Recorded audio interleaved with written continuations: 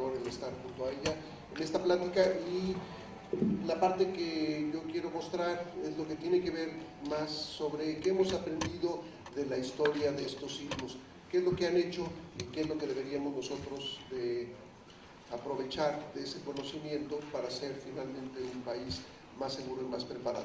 Coincidiendo con lo que dice la doctora Shirley Pérez Campos, vienen desde más atrás, ¿no? Los sismos ya existían cuando llegaron aquí nuestros antepasados, en algunos de los glifos importantes. Por supuesto, Olin está plasmado inclusive en el centro del calendario azteca, y es curioso porque debió de haber sido el símbolo de la ciudad en aquel entonces, y ahora más el símbolo es generalmente el ángel de la independencia, que también pues ha sufrido embates en los sismos como fue en el de 1957.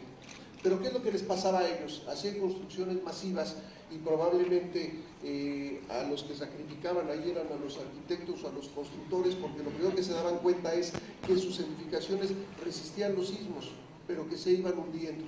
Les encargaban una pirámide de 10 metros de altura y al rato ya estaba en 5 metros, y se fueron dando cuenta pues que el lugar que escogieron ellos tenía mucho que ver con este tipo de hundimiento. Y de ahí se va pasando a otras características en donde ya las instalaciones, como lo es la parte de la catedral, son más sofisticadas, más esbeltas, con otro tipo de diseños, y que también comienzan a sufrir. Este es un mapa de cómo va hundiéndose la parte de en donde se encuentra la iglesia, y lo que vemos nosotros aquí es el peso que tiene, por ejemplo, esta catedral sería el equivalente a todas estas personas paradas en un metro cuadrado. Entonces claramente el peso va haciendo que se incline, y se van dando cuenta que las estructuras se van deformando y que también comienzan a ser vulnerables ante la parte de los sismos, ¿no? Las estructuras, la forma en que se van moviendo es un reto.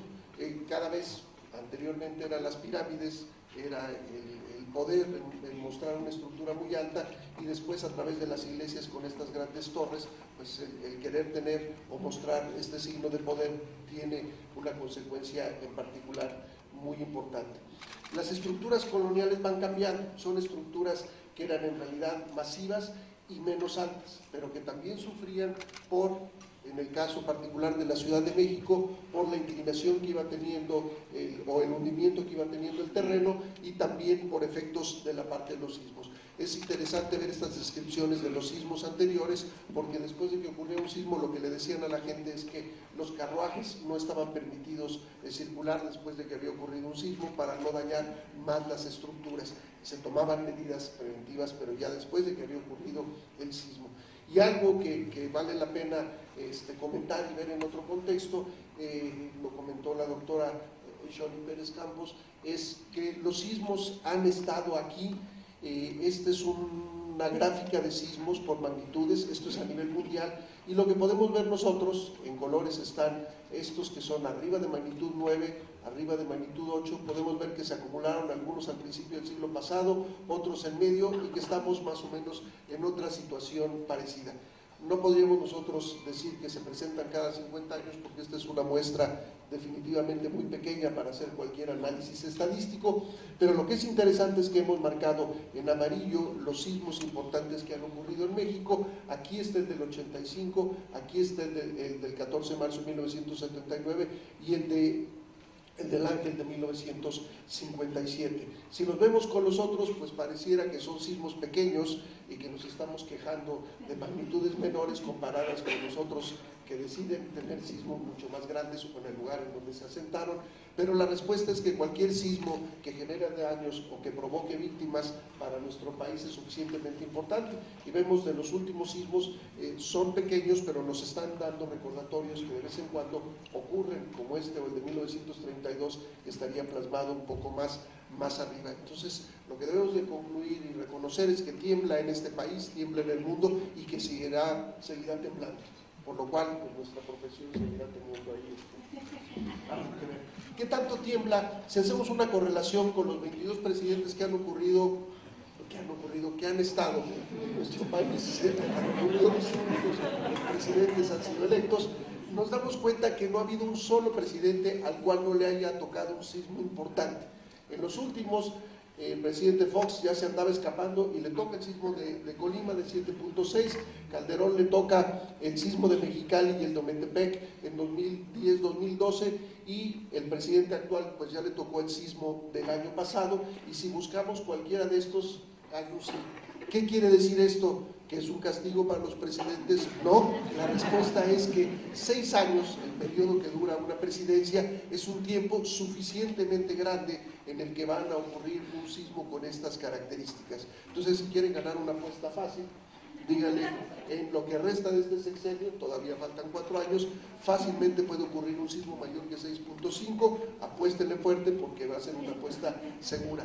Entonces reconocemos que sí son importantes los sismos, que tiembla de manera frecuente, afortunadamente no todos generan daños.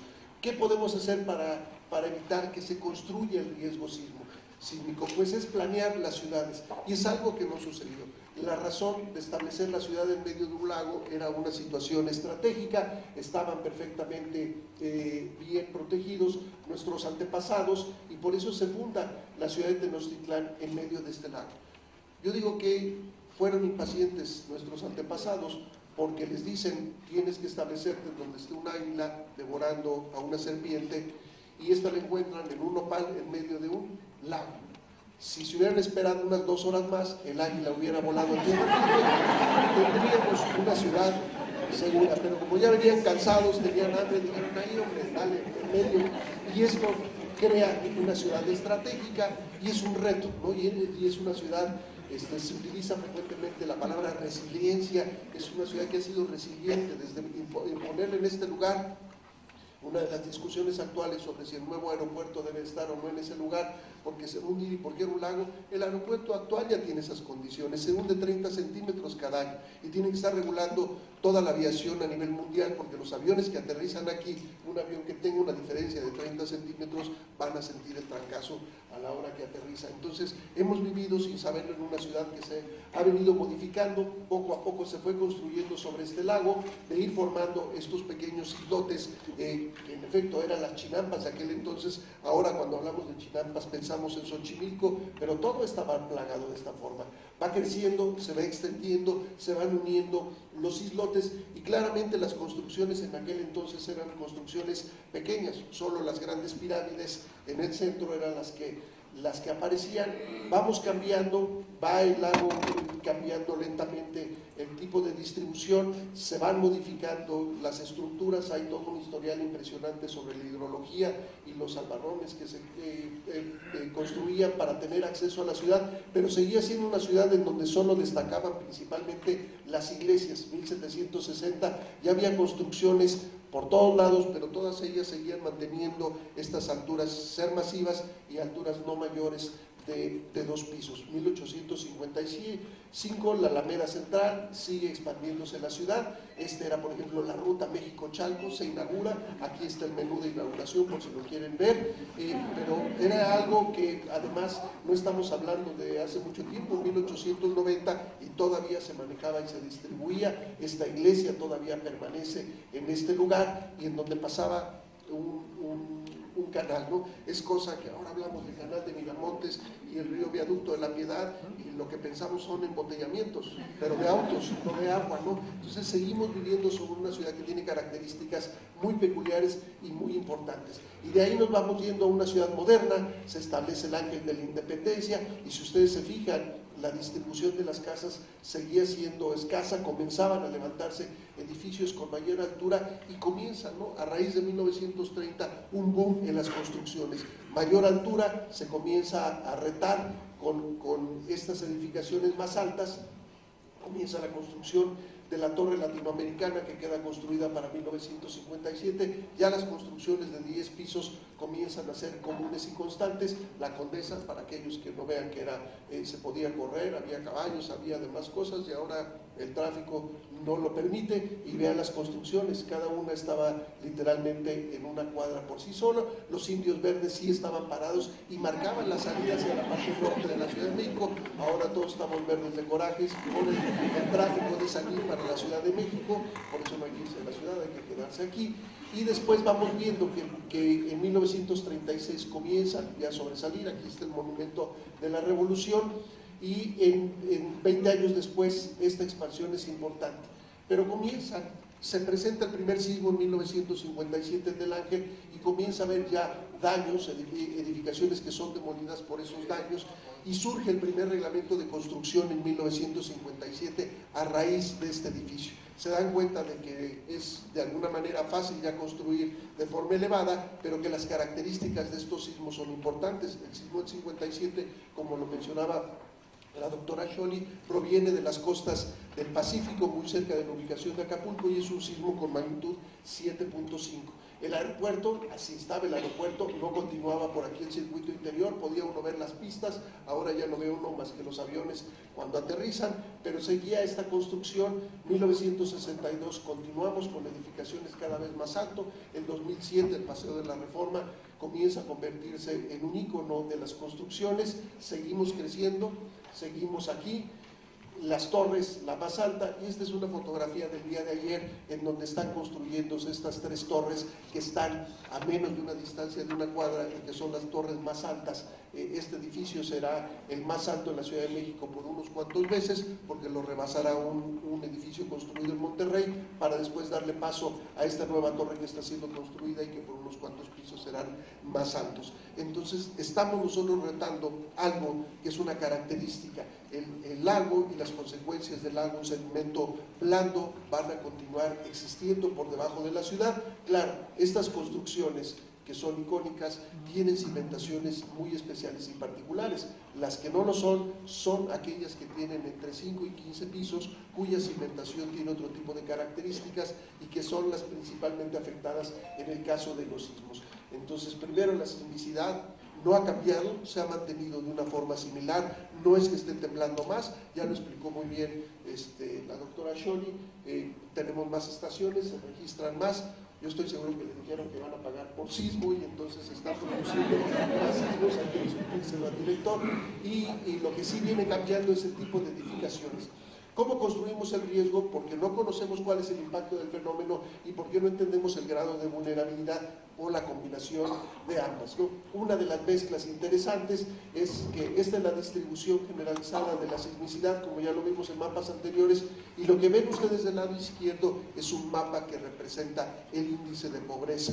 Y desafortunadamente la zona con mayor pobreza, estos colores cafés, están en correlación con la zona en donde más tiembla, y claramente en los lugares en donde el dinero escasea, pues no le van a invertir necesariamente a mejores construcciones, sino buscarán la parte crítica e importante. Entonces la combinación de estos dos elementos da por resultado una vulnerabilidad más alta. ¿Y qué podemos hacer? Ya vimos que no podemos detener los sismos, pero lo que sí sería muy bueno para el país en cualquier nivel sería que termináramos con la pobreza, porque entonces la mejor capacidad de construcción existiría. Y una mezcla aquí, esta tabla nada más para relacionarnos, son sismos importantes recientes: Haití, Chile, México, Nueva Zelanda y Japón, y lo que queremos ver algunos de los parámetros, la magnitud, el número de víctimas lesionados, la parte que tiene que ver con los seguros. Pero si comparamos el sismo de Haití con una magnitud 7 y el sismo que ocurre en Mexicali el 4 de abril, unos meses después, de magnitud 7.2, un poco mayor, vemos una diferencia impresionante entre el número de víctimas que hay en uno y en otro, el número de lesionados, la pérdida, el 100% de lo que estaba asegurado, a diferencia de un 27% de lo que estaba asegurado. Entonces lo que podemos concluir es que no es la magnitud del evento sísmico lo que tiene la relevancia y la importancia, sino que también están preparadas las construcciones o la gente para resistir un sismo. Y vemos el otro ejemplo, en Japón es un sismo que son muchas veces mayor, sería aproximadamente 1000 veces mayor comparado con estos de 7, en donde el número de víctimas no es tan grande, por supuesto, como el número de daños, como bien lo comentaron, está más relacionado con el tsunami. Entonces tenemos que ver esa parte, y si nosotros buscamos a quién le atribuimos esa vulnerabilidad, podemos decir que si son los ingenieros, que son los gobernantes, los normalistas, obreros, reporteros, albañiles, neurólogos, constructores, industriales, arquitectos. ¿Cuáles les gusta? Es muy fácil, es la ignorancia. la que es la responsable de construir, y aquí pues ya vieron cómo se establece, y quién puede reducirla: la colaboración, la orientación, la normatividad, la originalidad, comunicación, iniciativa, memoria histórica, inteligencia, educación, necesidad, trabajo, organización, es el conocimiento. Si nosotros sabemos a qué nos enfrentamos y tomamos acciones, entonces el sismo, no importa la magnitud, los efectos podremos de alguna manera mitigarlos. Y la percepción que tenemos de la vulnerabilidad sísmica también es muy diferente. Esta gente nunca pensó que en su casa iban a depositar un barco con estas características. La pregunta es, ¿deberían de haberlo anticipado? La respuesta es sí. ¿Hay la capacidad de hacerlo? La respuesta es sí, pero necesitamos verlo.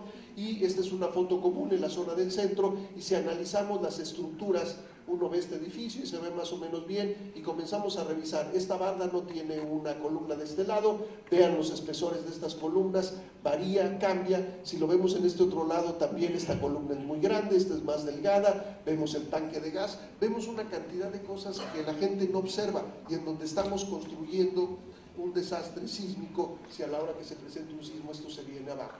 Y necesitamos reconocer, desafortunadamente, no mantuvimos la memoria histórica, y son las fotos en el 85 de estos sitios: Pino Suárez, Tlatelolco y la colonia Roma.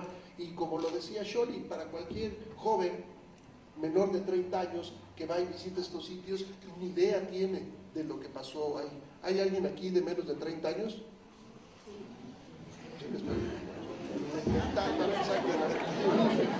Pero es importante porque cuando hablamos del sismo del 85, y ya 30 años, ya tampoco joven, ustedes dicen, bueno, tampoco es, pero es importante saber qué pasó para evitar que suceda. Cuando lo comparamos con otros países, en este museo de Kobe, donde ocurre un sismo muy importante en esta ciudad de Japón, esto que ven aquí, que se ve como un tiradero, es parte del museo. Es una tienda en donde o se trajeron la tienda o la reprodujeron. Si lo ven aquí, es un barandal con cristal, y esta es una parte de la marina que sufre licuefacción y que se hunde y que está conservada de esa manera.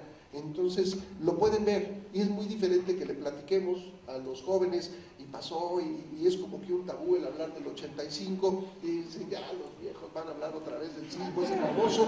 Necesitamos estar preparados. En la antigua, probablemente ahí, porque no había recursos para sacar los escombros ni para reconstruir, conservaron el efecto de los sismos. Entonces, de un sismo de 1773 puede uno ver las consecuencias. Nosotros no lo hemos hecho, y es una de las partes en las que necesitamos hacer. ¿Qué debemos conocer de los sismos de los otros lugares? Por ejemplo, aquí van a ir apareciendo diferentes sismos con su ubicación. En San Francisco, un lugar en donde ya había ocurrido un sismo muy importante en 1906, continúan ellos teniendo lo que se conoce primeros pisos blandos, claramente para poner los vehículos aquí. Los primeros pisos son muy vulnerables. Vean esto en Japón, cosa que probablemente no haríamos. Le dicen, este es el sitio seguro, y ahí están estas 3 personas sentaditas. Aquí en México dicen, no, ni más, ya se cayó todo esto, mejor me voy. O sea, son elementos diferentes. Este es para este sismo en Armenia, en donde nos preguntamos cómo estaban conectados los pisos aquí. Nosotros decimos que es la técnica rusa, en donde se utilizó resistol, PRIT o Durex para colocarlo. No vemos varillas de esa condición, no hay que construir con esas consideraciones. Y en esto, en California, en donde hay una mezcla, mampostería abajo y madera arriba, se colapsa porque hay un movimiento diferente entre los dos materiales. Los dos son buenos para resistir sismos, pero la combinación de ellos no funciona muy bien. Nos preguntaremos, bueno, aquí la madera no es muy común, es cierto, pero lo que sí hacemos es comenzamos una construcción con ladrillos, con columnas de concreto y acero, y después nos regalan block y utilizamos el block, se nos acaba el dinero y después nos regalan cemento y terminamos haciendo concreto, y esa es una mezcla.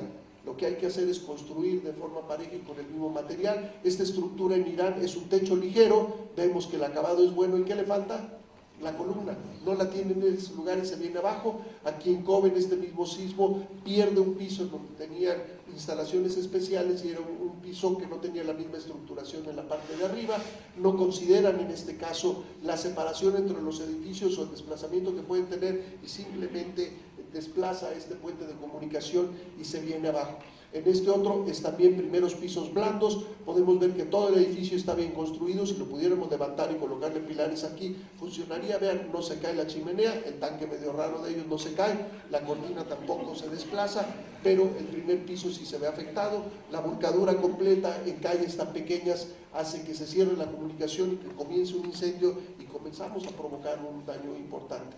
Ya habían revisado aquí en COBE que este tipo de segundos pisos no iba a aguantar un sismo importante. Estaban encamisando estas columnas con acero de más de 2 centímetros de espesor y lo habían visto porque si ven la gran cantidad de acero, pero el de refuerzo solo vemos una varilla aquí y la otra tenía separaciones excesivas que permite que se produzca este efecto conocido como pata de elefante. Claramente pueden ver la forma, y lo estaban arreglando y lo sorprende el sismo. Y ahorita se preguntarán, ¿y los segundos pisos de México?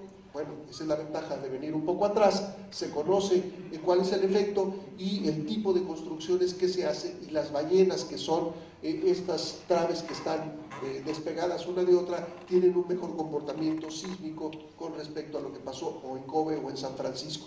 Entonces no se preocupen, lo que sí hay que ir es a los 80 kilómetros por hora, como lo marca ahí, porque si van más rápido y hay un sismo, sí se van a mover los segundos pisos, pero lo que va a pasar es que van a golpear el barandal, y cuando va uno a 90, el barandal no va a aguantar y van a acabar en el primer piso.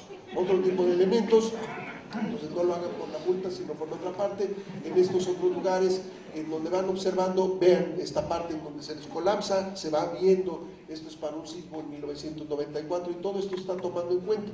Vean, esta es la definición de autos compactos, primeros pisos blandos, es para estacionar los vehículos aquí abajo, pero las columnas son demasiado pequeñas o ligeras. De nuevo la parte de San Francisco, este es para el sismo de 1989, en donde se desplaza este segmento de cerca de 10 metros de distancia. Vean, la construcción del puente es vieja, son remaches y hace que esta parte se caiga sobre la otra trayectoria y se cierra completamente el acceso entre la ciudad de San Francisco y Oakland. Para otros lugares, en Taiwán, el colapsamiento del primer piso, otra vez esos primeros pisos blandos. En Turquía, en donde son también azotados por sismos muy importantes, hay reglamentos muy estrictos, pero no los siguen, a diferencia de nosotros que sí lo seguimos, allá no lo siguen. Vean aquí, la cimentación son 50 centímetros el cajón de cimentación. Ellos esperaban que colocaran rápido un edificio aquí para que contuviera el movimiento, no lo hay. No sé, si estuviera más diseñado el edificio se hubiera partido en la mitad, y si se fijan, ni los cristales se lastiman.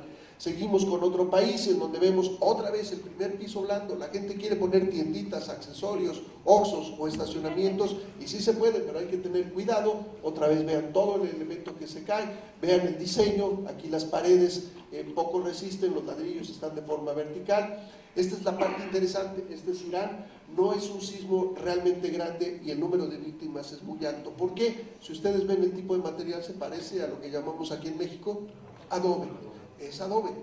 Y el adobe no lleva columnas y hay un colapsamiento severo. Aquí es interesante, vemos estas contratraves y de todas maneras se colapsan en estos lugares. Este sismo, que era el año que tenían las Olimpiadas en China, es interesante porque en lugar de tener columnas, ellos hacen paredes mucho más gruesas y se vienen abajo, y esta es una de las ventajas de la tecnología.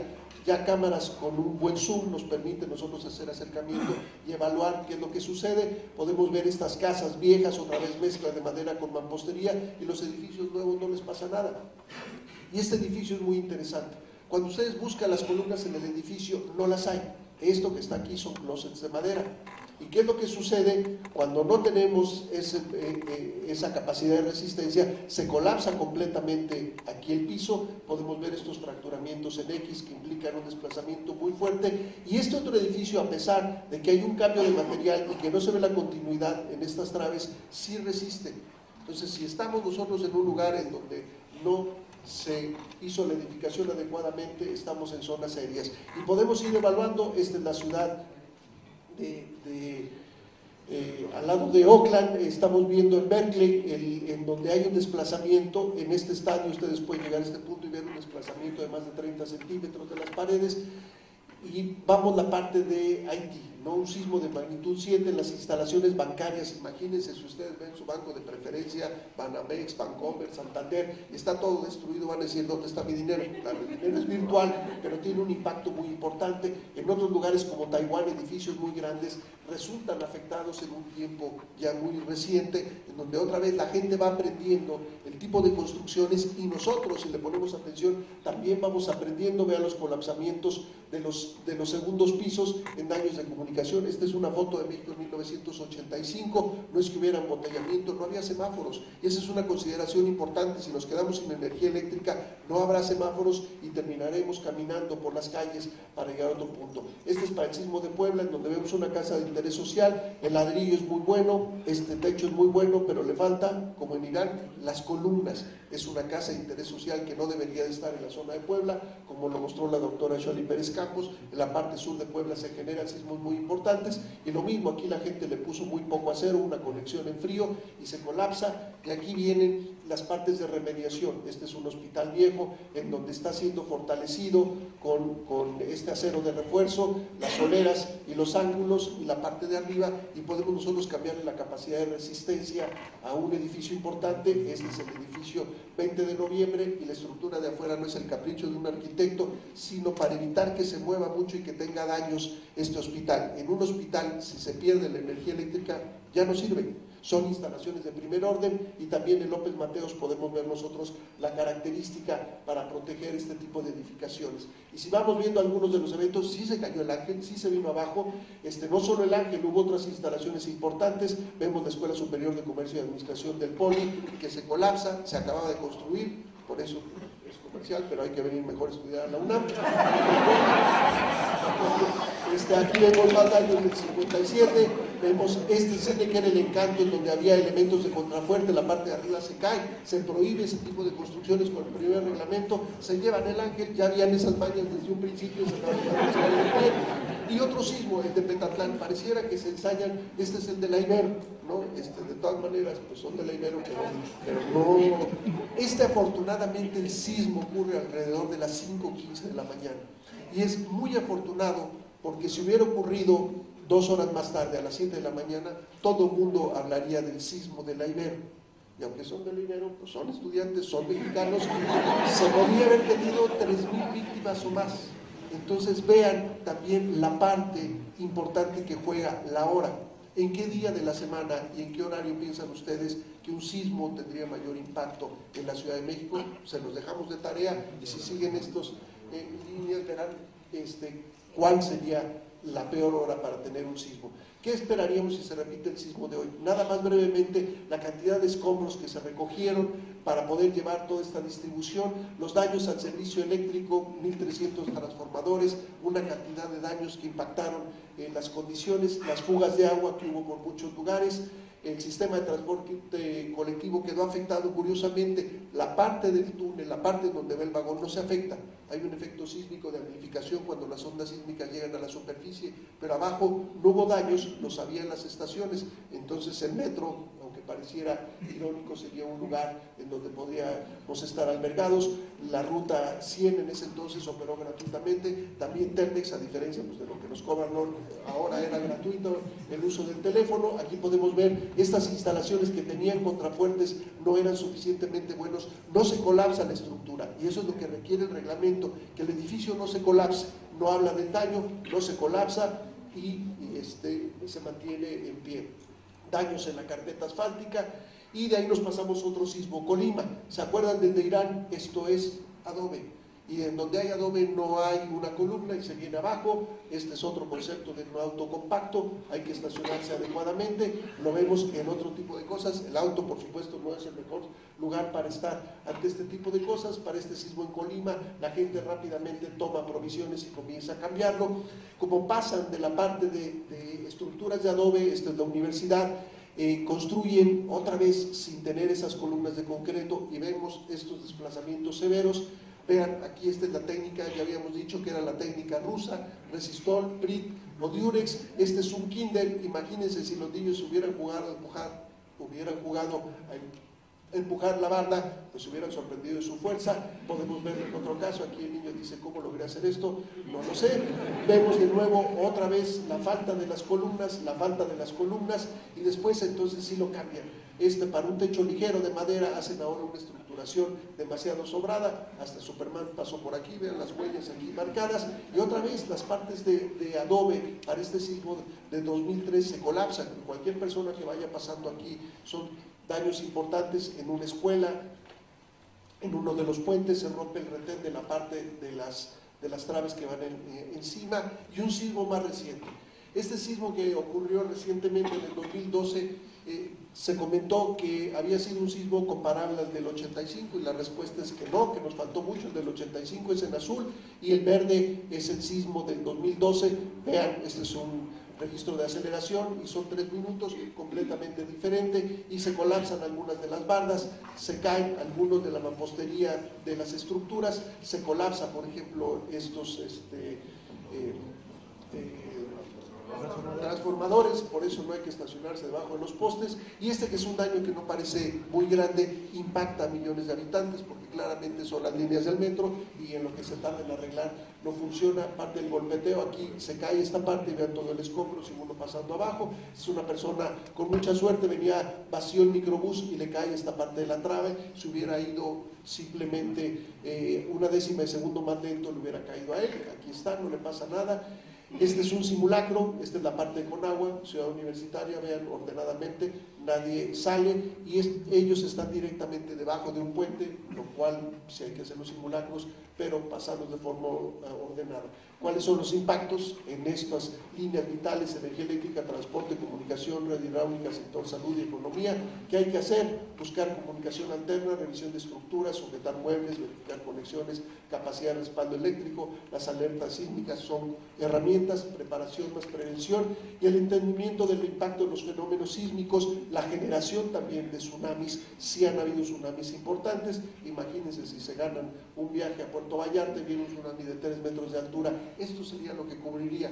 Entonces, moraleja, ¿qué hay que hacer? Pedir siempre arriba del piso 3 las habitaciones. Sería el caso de Acapulco, y lo que decía Sean, hay que saber a dónde vamos y en qué lugares tiembla. La vulnerabilidad vista de otro punto de vista son las intensidades. Técnicamente, con todos los sismos que han ocurrido aquí, se han generado intensidades muy importantes. Lo mismo en la parte de la Ciudad de México, en la parte centro, las intensidades son muy importantes. Y la otra parte es cuál es la prioridad. Regresamos al aspecto social, o sea, ¿qué podemos esperar del comportamiento? O si esta gente pues le importan los sismos, ¿no? La prioridad está puesta aquí en otro lugar. Los sismos sacan a veces lo mejor de nosotros, como fue la parte de Solería en el 85, pero también lo peor, ¿no? Comienzan los saqueos, en la parte, por ejemplo, en Naciones Unidas en Haití, vean, este señor viene llevándose quién sabe qué, pero quién se va a poner con él, si está bastante fuerte y se ve que corre muy duro, y la parte en donde se va estableciendo la gente. Esta fotografía es muy interesante, no por el aspecto de la niña, sino porque estamos viendo cómo se estaba construyendo la vulnerabilidad. Vean, son pedazos de ladrillo mal unidos, no vemos una columna, aquí se estaba construyendo ya un desastre. La parte de Japón, algunos de los aspectos, por ejemplo, de las víctimas, el doble de víctimas tenía más de 75 años de edad. ¿Y por qué murieron? Porque no pudieron correr para ponerse a salvo. En otras encuestas hemos visto las características entre los hombres y las mujeres, quién mostraba más apego a la vida, quién se asusta más porque tiene la preocupación de sus familias. En otros lugares el ordenamiento, en Japón, otra vez en Haití, cómo comenzamos nosotros a recuperarnos de ahí. Esta es una fotografía interesante, es el gasoducto y el oleoducto que cruza la parte de Alaska, y lo que estamos viendo nosotros aquí es cómo esta estructura es protegida, permite que se desplace, y cómo ante la presencia de este sismo golpea la estructura pero protege al gasoducto, y para ellos una línea vital no tiene un efecto importante. Otra vez aquí está el puente Mezcala, una zona altamente sísmica, y la pregunta es ¿qué va a pasar con esta gente y con su casa? ¿Qué hemos aprendido de los efectos de los sismos pasados? No hacer construcciones que son irregulares, como es el caso de comunicaciones y transportes. Primeros pisos blandos, ya vimos una gran cantidad de ejemplos. El efecto de golpeteo, estructuras pegadas completamente con respecto a otras. La parte de la amplificación, como lo fue la Secretaría de Industria y Comercio. Vean de nuevo esta estructura de principios del siglo pasado. Estos efectos otra vez de golpeteo, se golpean las estructuras, se colapsa un piso. Vean el recuadro, esta gente no sale con vida, y en cambio aquí ni siquiera se rompen los cristales. Esta es la parte de un estacionamiento, un edificio de 10 pisos, y vean, está a punto de colapsar la columna. El utilizar materiales adecuados, aquí se fueron a un río y se trajeron las piedras. Este es para el sismo del 99, es una escuela en donde vean el fracturamiento de esta columna. Por eso los reglamentos no solo deben de existir, sino deben de ser aplicados de una forma adecuada para... Un ejemplo nada más de la modelación. Ahora estos elementos con los registros sísmicos podemos nosotros modelar cómo se comporta y en qué nodos está la amplificación de los sismos, cómo podemos recapitular el colapso de estas estructuras, detiene cualquier actividad en su interior y además el efecto que tiene psicológicamente en sus inquilinos, que debemos hacer, prevenirlos estructural y económicamente. Ya vimos algunos de los elementos para poder hacerlo. Podemos ganar con el sismo. Esta es una forma rápida y mala, el apostándole la magnitud, la intensidad y demás, pero en realidad lo que debemos hacer es construir las ciudades en una forma adecuada, en donde no esté el riesgo volcánico, no en zonas lacustres o en zonas blandas, y esto es una de las características de las ciudades. Claro, se construyeron allí porque es el lugar en donde pueden estar, pero necesitamos conocer los fenómenos para mitigar los efectos, para prevenir daños en el patrimonio, prevenir los costos, y las ciudades actuales son muy complejas, lo cual también las hace más vulnerables. ¿Por qué seguimos aquí? Pues porque es una región increíble, porque nos gustan los retos, el hundimiento de la catedral, la construcción del TEO, un aeropuerto, porque aquí se fundieron dos culturas en la mezcla de ellas. ¿Por qué? Pues porque prevenir es vivir. Con eso terminamos la presentación. Muchas gracias por su atención.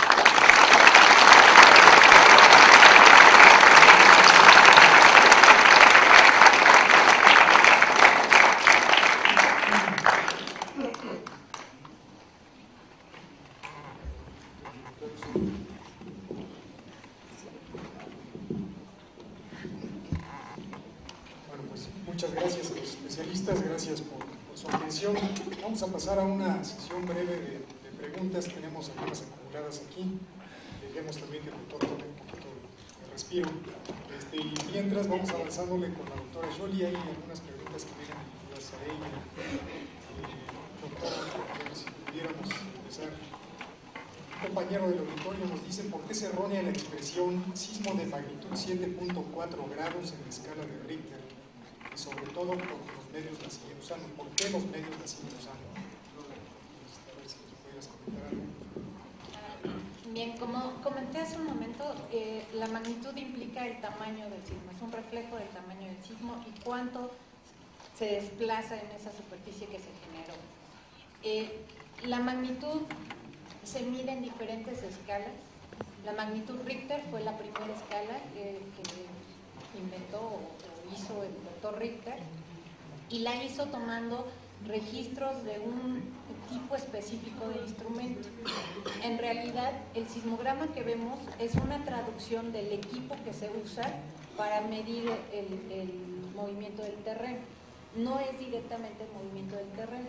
Si nosotros queremos medir exactamente cuántos milímetros, nanómetros o metros se movió el terreno, tenemos que traducir, meter un filtro que significa traducir lo que el instrumento está haciendo. ¿Sí? Entonces tenemos que quitarle la respuesta instrumental. Entonces Richter usó un equipo específico que se llama Wood-Anderson, que corresponde a los que lo inventaron, y con esos equipos calibró su escala y lo hizo para estaciones que se encontraban a distancias menores de 200 kilómetros en California. Sí, está calibrada para eso. Más adelante surgieron otras relaciones, que son relaciones empíricas, que calculan la magnitud, que están calibradas con esta escala, pero que ya no llevan el mismo nombre porque no están usando ese tipo de instrumentos, ese Wood-Anderson, y las estaciones no están en California y puede ser que se encuentren a mayores distancias. Entonces hoy en día pues tenemos magnitud de ondas superficiales, que se toma a partir de la amplitud de una onda superficial, magnitud de ondas del cuerpo, que se toma a partir de la amplitud que se generó con ondas del cuerpo, ondas P, ondas S, magnitud de duración, que se toma de acuerdo con la duración que se tiene en el registro en cada estación, magnitud de local, que también es una relación empírica y cada localidad la genera, magnitud de momento, que es la más usada hoy en día y en términos de sismólogos son las que utilizamos de manera cotidiana, y esta es una relación directa entre el tamaño del área de ruptura y el deslizamiento que se genera, nada más que para poderla calcular se necesita más tiempo porque la metodología es un poco más complicada. Hay también magnitud de energía, que lo que hace es que calcula la energía que irradió el sismo en términos de ondas sísmicas, y eso lo traduce a un número 1, 2, 3, 7.4. ¿Por qué no son grados? Porque grados miden la temperatura, miden el ángulo, pero no miden la magnitud. ¿Sí? Son 7.4 unidades de magnitud. Y lo correcto sería para un sismo, por ejemplo, el del viernes, tuvo una magnitud de 7.4 y fue magnitud de momento. ¿Sí? El 5.6 que se reportó inicialmente se refería a una magnitud promedio de varios tipos de magnitud que se calcula el sistema automático. Entonces, es muy complicado decir, bueno, ahora fue este tipo, ahora fue el otro. Entonces, lo correcto fue de magnitud 7.4. Punto, se acabó. ¿Por qué los medios lo siguen usando? Pues no soy yo quien para responderlo. Habría que preguntarle a los medios por qué insisten en usar grados y usar Richter. Gracias, doctora. Voy a abusar de su tiempo también para de una vez una segunda y pasamos a un par de preguntas para el doctor, para equilibrar un poquito el panel y el interés del auditorio. Aquí me estoy atreviendo a tomar dos preguntas que tienen prácticamente la misma pregunta, el mismo cuestionamiento de entrada. Una de ellas dice, ¿qué hay del sismo de gran magnitud que se espera? La otra dice, ¿cuál sería el resultado pronosticado de un sismo de gran magnitud importante en los próximos años? Creo que esas las podríamos tomar. Como mencionaba, pues hay historia en México de que ocurrió un sismo en Oaxaca, magnitud 8.6, ¿no? Podríamos tomar el límite superior. Entonces, ¿qué esperamos? Pues un sismo similar. En geología hay una básica que dice lo que ocurrió en el pasado se va a presentar en el futuro. ¿Sí? Entonces, si ya tuvimos la experiencia en México de un sismo de magnitud 8.6, podemos esperar en México un sismo de magnitud 8.6. El sismo tan esperado de la brecha de Guerrero, ahorita tiene un cálculo máximo de magnitud 8.2 y depende hasta dónde ponga uno los límites de esa brecha, si es más pequeño de 7.8 o alcanza la magnitud de 8.2. Dada la historia sísmica de esa región, se esperaba que tuviera un periodo de recurrencia, es decir, cada cuando se repite un fenómeno similar o un evento con esas características. Se esperaba que fuera entre 70 y 100 años y ya nos pasamos y por mucho, ¿no? Cuando yo era estudiante decían que ya venía y ya sé mucho de eso y sigue sin venir. Y aquí hay un fenómeno muy interesante y es que recientemente se descubrió que hay otro fenómeno asociado a este movimiento de las placas que se conoce como sismos lentos. Y se llaman sismos porque es un movimiento de la placa, una con respecto a la otra. Hay un rompimiento del material, hay un deslizamiento de las placas, pero son lentos porque en vez de que ocurran en unos segundos, 5 segundos, 30 segundos, está ocurriendo a lo largo de varios meses, ¿no? Y este sí tiene una cierta recurrencia, aproximadamente de 4 años, y cada 4 años en la zona de Guerrero, Oaxaca, se presenta este fenómeno de sismos lentos, ahora también se les llama sismos silenciosos, y se llama silenciosos porque no generan movimiento del terreno, y pues nadie supo, ¿no? Y esos sismos que alcanzan una magnitud equivalente de 7, 7.5, pueden estar ajustando esta acumulación de esfuerzo. Y ese ajuste puede ser a la baja o a la alta, ¿no? Si es a la baja, pues tardará más tiempo en suceder este sismo de la brecha, y si es a la alta, pues tarde o temprano lo estará empujando y sucederá, ¿sí?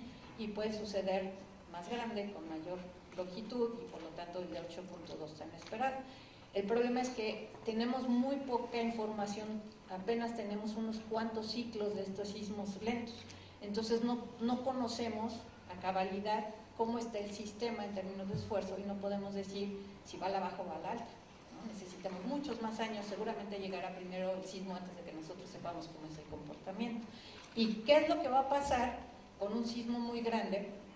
Pues es difícil de pronosticar, estamos mejor preparados o no, se están siguiendo los reglamentos de construcción o no, no hay corrupción, o sí la hay, ¿no? Y todo esto sería factor para decir qué es lo que va a pasar. ¿Estamos nosotros preparados para reaccionar en este momento si ocurre un sismo grande? ¿Sabemos qué hacer? Si no sabemos qué hacer, pues no estamos preparados, pues tendremos las consecuencias. Si sabemos qué hacer, estamos preparados y bajaremos nuestra vulnerabilidad y por lo tanto la consecuencia será menor. ¿Hay corrupción en la construcción? Si sí la hay, pues yo me preocuparía, ¿no?, por mi casa que esté bien construida. Si no la hay, pues ya estuvo, la librará porque habrá seguido un reglamento de construcción que es adecuado y que está tomando en cuenta todos estos escenarios posibles y que seguramente será sismo resistente sin lugar a dudas. Entonces, ¿estamos preparados o no? Sí, siguiendo lo que dijo la doctora Scholli, hay varias preguntas relacionadas con los reglamentos. Y la parte de los reglamentos es importante. Sí existe un reglamento, el que sale en 1986, es uno de los más estrictos que podría haber a nivel mundial. Considera la zonificación sísmica en la Ciudad de México, lo que tiene que ver con lo que hablábamos, la presencia del lago y cómo impacta la profundidad de la capa sedimentaria para la amplificación, y también considera algunos de los aspectos que mencionamos. El golpeteo requiere ahora de una separación entre la construcción de edificios que está en función de la zona sísmica y de la altura. Pero esto surge a partir del 86 y como es un reglamento, las leyes no pueden ser retroactivas y ahí requiere entonces la intervención nuestra. Si nosotros tenemos una estructura que tiene más años, la responsabilidad está en nosotros, el revisar y el tratar de ver cómo puedo hacer o mejorar para que esa estructura se adecue al reglamento actual. Ahí se dieron algunos de los ejemplos de cómo reforzar una estructura que a fin de cuentas no es tan costosa como perder la estructura o las vidas que estén de las personas que estén en el interior, y esto es algo en donde se puede fomentar buscando, por ejemplo, créditos que sean baratos para la reconstrucción de esa parte. Hay dos preguntas relacionadas con ese aspecto. También se pregunta si en la parte de Acapulco eso tendría que ver. También muchas veces se exportan el reglamento de la Ciudad de México y se adecua a otros lugares. Lo ideal es que se hagan con las características de cada sitio, o que si se exporta el reglamento, pues que sea muy estricto y que no se asuma a veces de una manera poco adecuada qué tipo de suelo sería el equivalente. Entonces hay una buena parte que sí está en el lado nuestro que deberíamos, por ejemplo, hacer. Y una pregunta final hablaba sobre las redes que hay actualmente. Yo me permitiría el responder. Hay varias redes, la principal es la del Servicio Sismológico, que depende del Instituto de Geofísica, y hay otra red, la red acelerográfica, que son en realidad las columnas vertebrales de la información sísmica en este país. Hay un proyecto de una red sísmica mexicana en donde otras redes se están sumando y se están involucrando, porque a final de cuentas todos vivimos en este país, porque todos somos mexicanos y porque las redes deberían de servir a los mexicanos. La pregunta habla de que si el USGS tiene estaciones en territorio nacional, ha apoyado en la construcción de algunas de ellas, pero se comparte la información de estaciones mexicanas con el USGS, y la pregunta terminaba ahí diciendo que por qué hay una diferencia entre las magnitudes o la localización que pueda reportar el USGS con la que tiene que ver en México. Y hoy por hoy la red mexicana es una red muy buena, está a cargo de la doctora Scholli Pérez Campos, y claramente yo apostaría a lo que fuera por las localizaciones hechas con la red mexicana y las magnitudes. Es una red densa, es una red cercana. La red de Estados Unidos, si está más lejana, va a tener alguna discrepancia, pero lo cual también es aceptable, ¿no? Todos estos se involucran muchos aspectos en la medición de los sismos, no es fácil, y lo importante no debería de ser si hay una diferencia de 0.2 o 0.3 en la magnitud y 2 o 3 kilómetros en la ubicación, sino cuáles son los efectos y si estamos preparados nosotros para cualquier tipo de sismo que pueda haber. Pasaríamos a una última pregunta para la doctora, y sería la penúltima y la última para ver cualquiera de los dos que quisiera contestar. Rápidamente voy a aclarar un poquito también sobre esta diferencia de magnitudes que reportan las dos agencias. No necesariamente es que uno esté bien y otro esté mal, sino que están reportando dos tipos diferentes de magnitudes, ¿no? No tienen por qué ser igual. Si se esperan varias horas, que ya nadie consulta la información del sismo horas después, la información que se reporta es la magnitud de momento y generalmente esa es la misma. La pregunta es si la amplificación de las ondas sísmicas en la Ciudad de México es inherente a su localización geográfica o fue producto de que secaron los cuerpos de agua. Efectivamente es producto de la presencia del lago que deja sedimentos y estos sedimentos hacen que se amplifiquen las ondas. Entonces sí tiene que ver con la posición geográfica porque aquí había un lago, pero es realmente por esta capa de arcillas. Gracias. Bueno, estamos ya sobre tiempo. Quiero pedir también una disculpa. Arrancamos casi 10 minutitos tarde y es la hora de cierre. Tenemos todavía varias preguntas. Las voy a compartir también acá a los compañeros.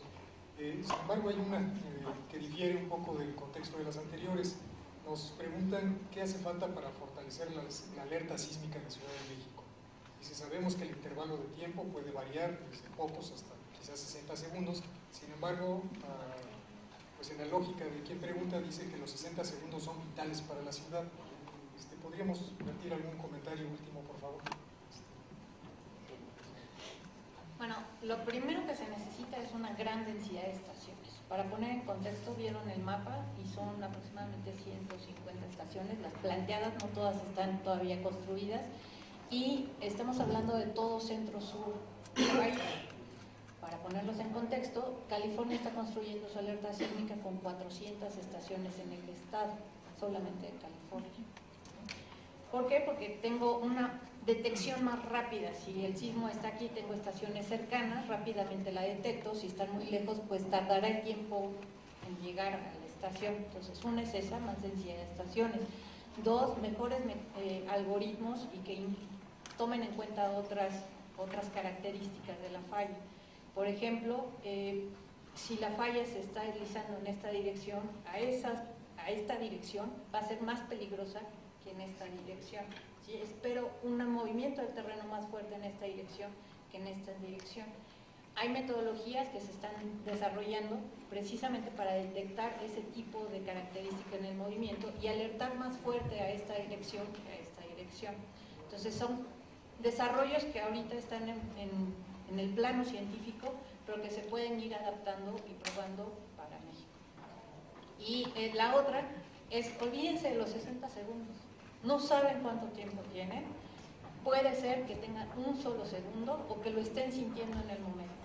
Y aquí la pregunta es, ¿saben qué hacer con ese segundo? Efectivamente es vital, pero si no saben qué hacer, aunque tengan 10 minutos, no les sirve de nada. ¿Sí? Entonces, un segundo es importante para tomar una buena decisión. Yo nada más le sumaría ahí una analogía. Para mí la alerta sísmica es como el cinturón de seguridad. Si yo tengo el cinturón de seguridad y tengo las bolsas de aire en mi vehículo y además manejo de forma precavida, la posibilidad de un accidente es mínima, pero si decido que no voy a utilizar el cinturón porque el vehículo tiene las bolsas de aire, entonces me estoy arriesgando y a final de cuentas la parte preventiva de manejar de una forma responsable va a ser la mejor. Entonces la alerta sísmica acá es el equivalente del cinturón y pudiera ser que nos estemos confiando en que nos van a avisar y que ya vi yo que como yo corro más rápido voy a salir antes que todos, y la respuesta es no, es la prevención, el haber actuado antes y definido, y como lo dice la doctora Scholli, ese segundo, si es un segundo, yo ya sé qué hacer. Entonces yo los invitaría a que ustedes lleven a cabo un simulacro el día de hoy en su casa, que vean, revisen el plan familiar con su familia, vean qué deberían de hacer en caso de un sismo, cómo se van a comunicar, en dónde se van a reunir si se encuentran afuera, si tienen todos los documentos, por ejemplo, como lo estamos viendo aquí ahora, en un USB, si tenemos el lugar en donde nos vamos a proteger dentro de la casa, si tenemos ya, como lo dijimos, víveres que nos puedan hacer autosuficientes por 4 días. Ese tipo de cosas nos va a hacer sentir más seguros y más protegidos que el estar esperando a ver si escucho la alerta sísmica por un dispositivo que pueda ser el celular o por el radio o por la televisión. O sea, es simplemente una herramienta más.